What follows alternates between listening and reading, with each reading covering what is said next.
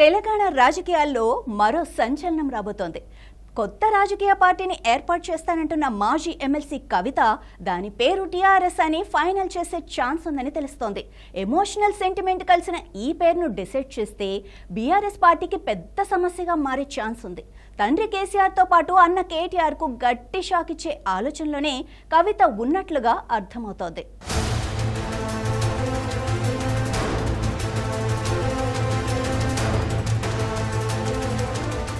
తెలంగాణ రాష్ట్ర సమితి టీఆర్ఎస్ ని భారత రాష్ట్ర సమితి బీఆర్ఎస్ గా మార్చడం అనేది కేసీఆర్ చేసిన అతి పెద్ద తప్పు.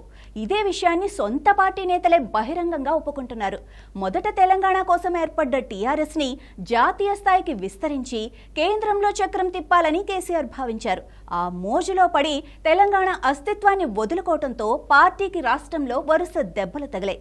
అసెంబ్లీ, పార్లమెంట్ ఎన్నికల్లో ఓటమి తర్వాత మళ్లీ పాత పేరుకు మారుద్దామని కేసీఆర్ భావించారు. అయినా టెక్నికల్ కారణాలతో అది సాధ్యం కాదని కేసీఆర్ తేల్చేశారు. బీఆర్ఎస్ నుంచి బయటకు వచ్చిన కవిత ఇప్పుడు టీఆర్ఎస్ పేరును వాడుకొని తెలంగాణ ప్రజలకు దగ్గరవ్వాలని, రాజకీయంగా ఎదగాలని చూస్తున్నారు.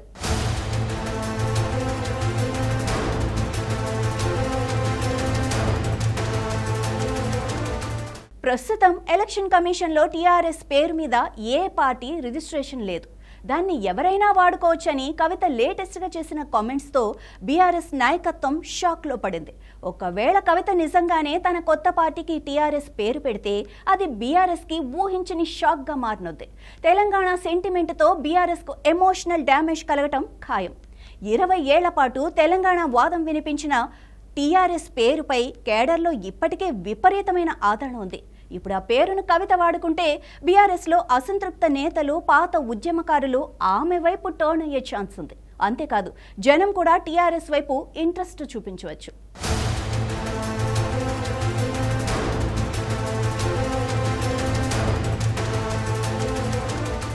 కవిత పార్టీలో బీహార్ సిద్ధాంతకర్తలు ఉండరని, ఆచార్య జయశంకర్ గారి తెలంగాణ సిద్ధాంతాలే ఉంటాయని కవిత కామెంట్ చేయడం కూడా ఇప్పుడు సంచలనంగా మారింది.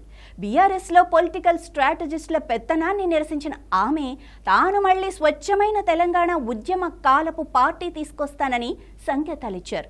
ఏప్రిల్ 25న కవిత ప్రకటించే కొత్త పార్టీ పేరులో తెలంగాణ సెంటిమెంట్ ఉంటే టీఆర్ఎస్ పేరు వచ్చేలా పెడితే మాత్రం గ్రాండ్ లెవెల్లో గులాబీ కార్యకర్తలు, లీడర్లు అయోమయంలో పడటం ఖాయం.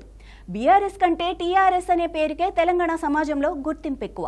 కవిత టీఆర్ఎస్ ను మళ్లీ బతికిస్తే అది బీఆర్ఎస్ ఉనికికే ప్రమాదంగా మారే ఛాన్స్ ఉంటుందని అంటున్నారు విశ్లేషకులు.